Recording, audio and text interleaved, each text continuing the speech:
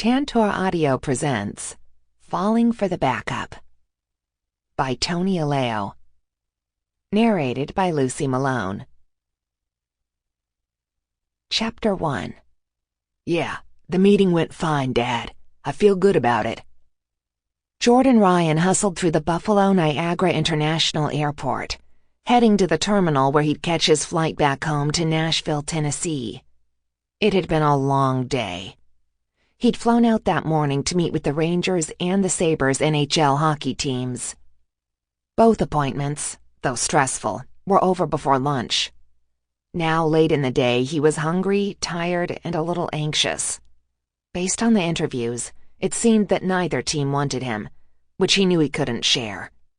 Jordan loved his father, but Bill Ryan, who was not only his father but also his agent, did not accept anything but perfection. Since Jordan hadn't been perfect for the last 2 years, he had learned it was best to keep disappointing details out of their conversations.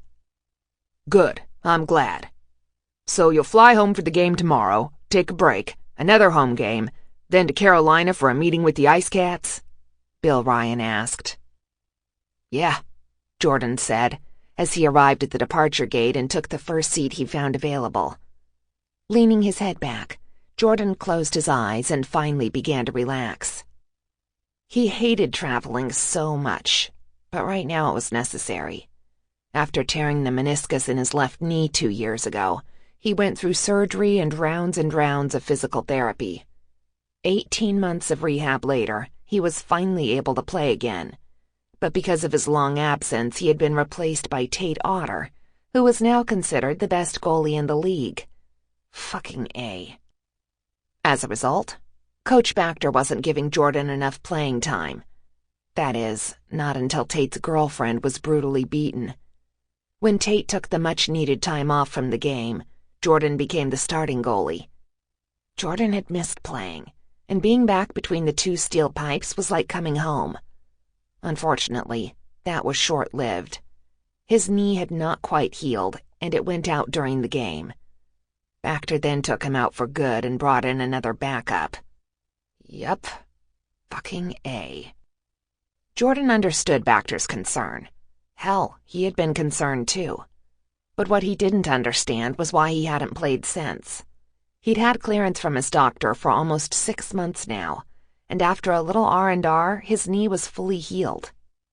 Not playing was driving him crazy. And even though he loved the Assassins and didn't want to leave the team that had started his career, he knew he had no choice.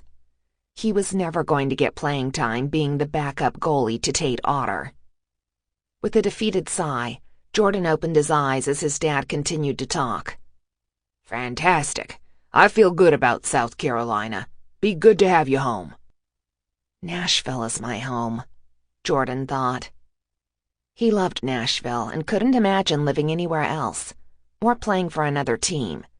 But he was going to have to start imagining it. It was happening, and going home to South Carolina was for the best. His whole family lived in South Carolina, and he did like the idea of being there with them rather than living thousands of miles away.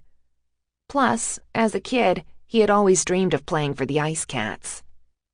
When growing up, he'd practically lived in the Ice Cats arena, watching his favorite player, Guy Richardson, defend the goal while his own dreams took shape. Maybe it wouldn't be so bad. Maybe he would finally find his place in South Carolina. Yeah, it would, he agreed as he heard the attendance announcement. Hey, Dad, I gotta go. They're boarding now. I'll send you a text when I land. Sounds good, Jordy. Talk to you soon. And his dad hung up. Jordan grabbed his things and rushed to board the plane. Once seated by the window, he stretched out his legs before reaching into his duffel bag for his neck pillow. His teammates always made fun of his pillow, but he reminded them he never had the neck pain they were plagued with after long trips. Neck pain? No. Knee pain? Another story. While situating his pillow, he glanced to the aisle and paused when he saw her. Wow. She had red hair, long and lustrous.